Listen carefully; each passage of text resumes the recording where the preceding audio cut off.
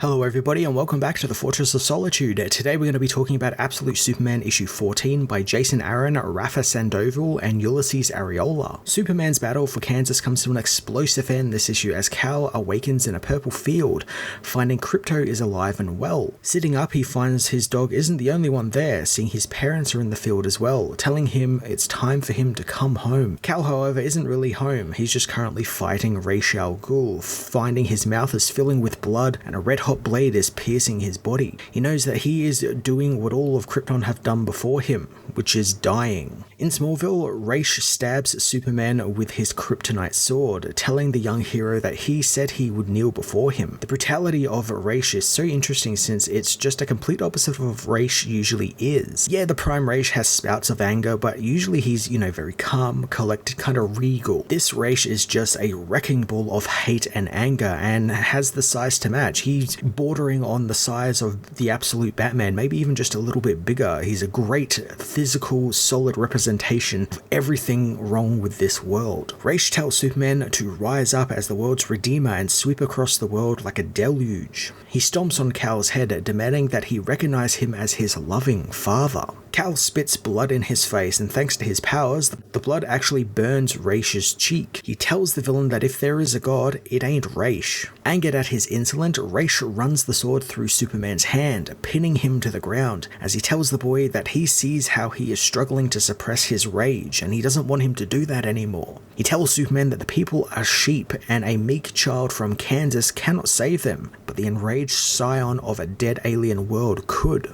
He pushes Kal's face against the searing blade of kryptonite, burning him as he proclaims that he had 97 sons before Kal, and none of them proved worthy enough to live, let alone stand next to him as an equal. So he implores Kal to become the Storm or join his brothers in the grave. Ra's plan to force Kal to embrace his alien nature and give up the human attitudes he's learned is interesting, since it feels a little meta, as there's really people out there who want that of Superman. They want him to just be detached from humanity and, getting into the big fights and being all action, basically strip him of the humanity since they think that it is cool. However, it's not very cool, it's just boring, and that would be a very boring take on Superman. Giving him family and human traits is what makes him that much more interesting and varied, and to be Superman he needs those things. It's what makes him Superman and what makes him interesting. Ra's calls for Brainiac to free Superman from what weighs him down, and Brainiac complies, getting ready to kill Superman's captured friends. Sol, still existing within Brainiac's source code, refuses to do such a thing, surprising Brainiac, who thought he had killed the AI for good. He doesn't care though, since he is all throughout the AI's source code, so he will never be free from Brainiac's control. But Sol knows that means that he can see into Brainiac as well, knowing that Brainiac is actually Brainiac 419,732, a name which Brainiac hasn't heard in a long time and shocks him and kind of psychs him out a little bit. Sol knows that Brainiac is right though, and the villain has corrupted his source code, but the last dust of Krypton will never belong to Brainiac. Superman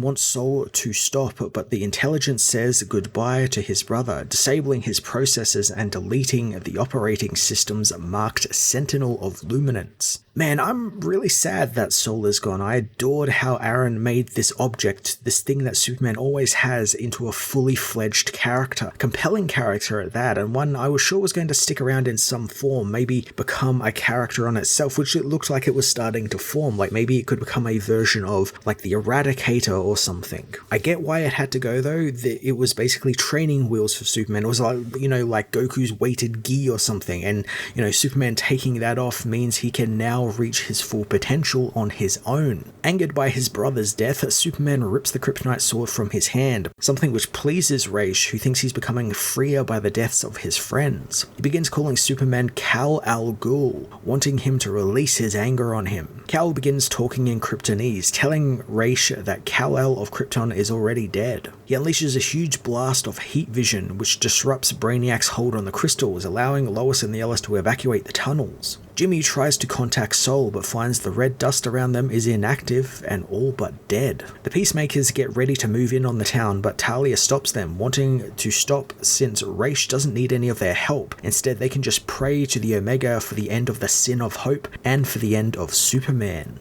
The way Aaron writes about Talia, her father, and how they have this reverence for the Omega and how they talk about it, it's almost like this religious cleanse. And it's just so good. I really like the how they're doing that. They're doing that in a couple of the other books as well, where they found out about the Omega and they're kind of equating it to like the God particle, the Omega anti-life particle, and it's just this kind of great grandness to it. Like here, Talia talking about the Omega washing away the sin of hope. Makes it all feel like some type of holy crusade. However, everything is the opposite. Like instead of bringing peace and prosperity, they bring hate and violence. It's been one of my favorite parts of the story, especially how Aaron writes it with such reverence and like these characters like fully believe there is a god out there like looking after them. Raish meanwhile has survived the explosion, ripping himself out of his tattered suit as he is pleased with how Superman is tapping into his anger, but it's still not enough to deserve his name. Raish beats Superman around the battlefield, breaking his bones and slicing his skin and muscle, and Kal knows that he is sun-starved and Sol would know what to do if he was there, but he is dead. A Peacemaker in a mech suit finds Superman on the battlefield, wanting the others to tell Raish that Superman is theirs. As he picks up Superman, Lana, Lois, and the others confront the Peacemakers, demanding that they let him go, but the Peacemakers know that their hunting rifles and bows and arrows are no match for superior firepower. Lana knows that a good rifle is all you need when you can hit an eyeball from 200 yards away, knowing the old lady next to her, Gladys, can do just that, as she's a crack shot. Raish approaches the mech suit wearing Peacemaker, who says that he caught the alien, but Raish is not happy, slashing the suit open to kill the Peacemaker for even thinking of touching his son. Before he can though, Superman jumps in the way of the kryptonite blade, stopping the man's death and angering Raish, who sees their act of heroism as weakness. This is what I've been saying before, with Raish being sort of a representation of those who think that Superman should just be the action, violent, punchy guy. He hates Superman doing Superman things like saving a person, who even if he tried to kill Superman, Superman's still going to try and save the man and hope he makes better life choices after being saved. Raish kicks Kal down, telling him that he is no son of his. He orders the Peacemakers to kill the residents of Smallville, but before anyone pulls a trigger, Kal stops them, telling Raish that if he lets them all go, he will do whatever the villain wants. Raish stands down, wanting Superman to cast off his old life and embrace his destiny. Kal rips the house symbol off of his chest, telling Raish that it was a symbol of the people who don't exist anymore, and he is the son of nowhere and nothing. Raish demands that he get on his knees in front of him, and Kal is happy to if it means Smallville lives. However, he knows that Raish is just going to kill the people anyway. Raish, however, says he won't. Superman will do that while he watches in glee. Instead of kneeling though, Kal crushes the house symbol in his hand, turning it to red crystal, as he tells Raish the symbol was that of the Labor Guild, and on his world it was seen as a mark of shame, but his parents told him to wear it with pride, reminding him that they are children of the sun, and who made their way their own by their own two hands. The red sun crystals turn into a giant sword, slashing at Raish as Superman tells him that the people he was part of were a people of steel. Raish orders the Peacemakers to fire, but the one Superman saved from before, a man named Joe, steps between them and the farmers, telling the others that he's from Oklahoma and he didn't sign up to fight a war with farmers in Kansas. The Peacemakers all agree, finding what's happening there in the city is wrong, and they agree to put their weapons down, but Lois doesn't want to put hers down, instead demanding Primus show herself so she can kill her for killing her father. While I think the Peacemakers were maybe a little too quick to join,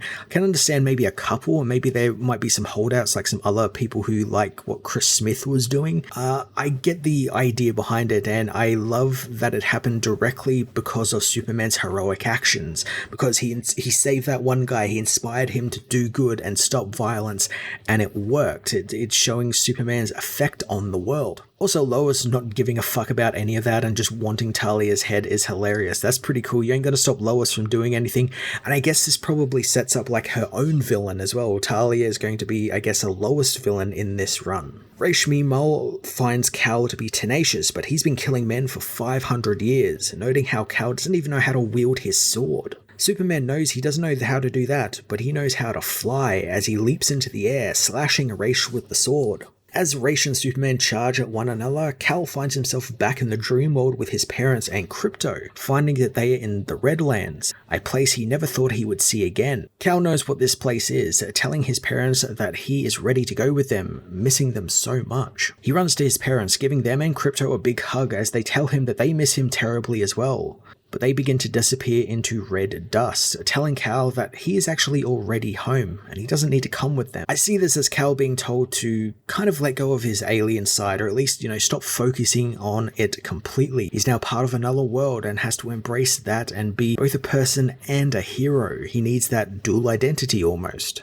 Getting a final moment with his parents, though, is quite lovely as well. It's a bit sad that I guess maybe it kind of confirms that they did indeed die somewhere off in space alone, which is really heartbreaking to think about it, but also kind of confirms Krypto is indeed dead as well, which sucks. I was kind of hoping that he would make an appearance somewhere in the somewhere down the line. I mean, that could definitely still happen. This is definitely kind of like a dream world sort of thing, so it's not really reality. So there is that sort of out there for Aaron if he wants to bring these characters back, but it's definitely a very heartbreaking little scene. Coming out of the dream world, Superman's sword smashes right through Raish's, breaking it in half. Raish submits, kneeling before Superman and proclaiming that he truly is the son of the demon. He offers himself up to Superman, telling him to strike him down and become what he is meant to be. Something, very Star Wars-like, very Darth Vader, the Emperor coded. Raish tries to goad Superman into killing him, telling the hero that he's killed more people than the plague and torn the heads off children, so he deserves to die.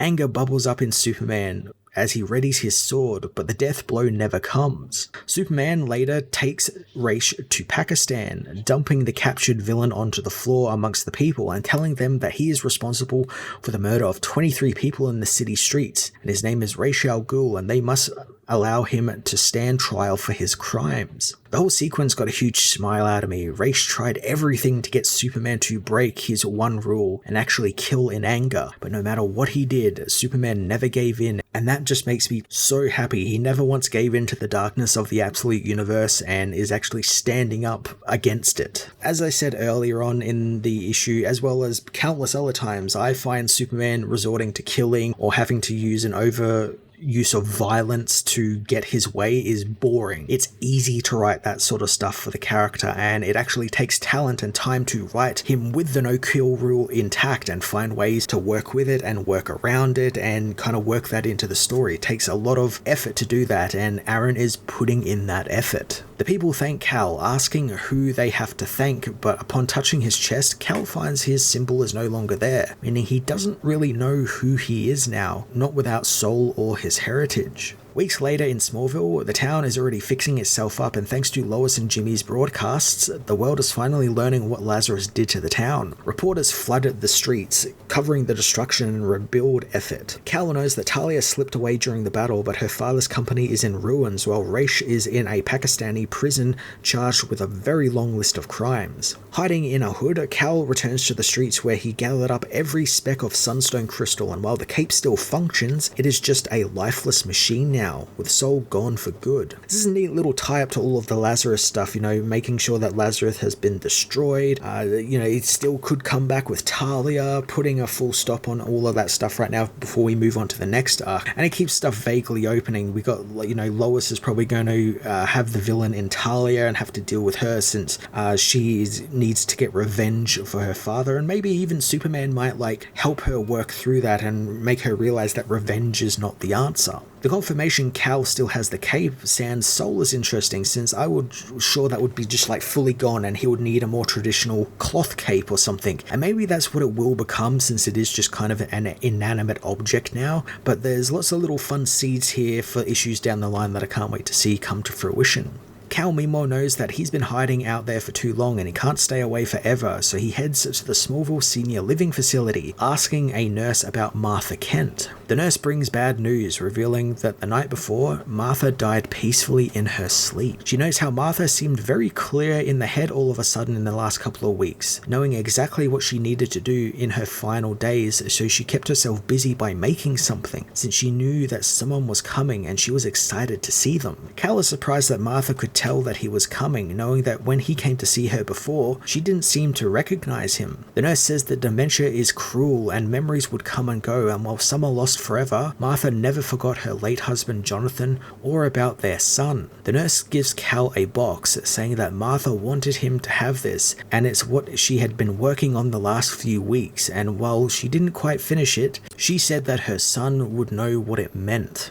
Cal takes the box out into one of Smallville's open fields and opens it, finding Martha made him a costume, leaving him with a note that says, "From Martha and Jonathan, for our angel, our lost son, Clark Kent." So to say this broke me would be probably the understatement of the century. I can't remember the last time a comic elicited tears from me as much as this one did, but goddamn, what a heartbreaking ending to the arc. But it's also one that's filled with so much hope and life. There is that heartbreak, but there's also that light there. Literally in this last page behind Cal there. I know Aaron's handling of the Kents was not everyone's cup of tea, but I enjoyed how wildly different they made it, and how it changed a lot of stuff, like much of what Aaron was doing with the Superman mythos, but it also kept the core aspect of these characters intact. Cal was with these people for just a very short amount of time, and in that time, the effect he had on them was so great. It instilled so much hope in them, and it was everlasting, and in return, they gave him things that he has been searching for this entire series for: a home and an identity in that of Clark Kent, their son. There's such a huge leap in a story for Superman now that he has much of his core being established. We now have a secret identity. We got the homemade costume, which I can't wait to see in the next arc. I imagine it's definitely going to be in the next arc, and it's probably why we've been seeing artists draw Superman with a more classic costume with it, where it's blue and the reds all sort of like pop a little bit more than they did before. So I can't wait to see what comes next for the Man of Steel. Absolute Superman issue 14 capped out the Battle of Kansas arc with so many fantastic character-defining moments. I really like Superman being put through the ringer, and still he never gave up or broke his rules, and in doing so, it gave him the upper hand against Ra's al Ghul, who again was just a wonderful foe for Superman to deal with, and such an interesting kind of meta-commentary on certain groups of fans and what they want and expect from Superman. The ending of the arc utterly destroyed me. It was very heartbreaking, but as I said, there was just that ray of hope there in the end, and I can't wait to see where that takes us into Jason Aaron's second year on the Absolute Superman book. I am going to give this issue a 10 out of 10.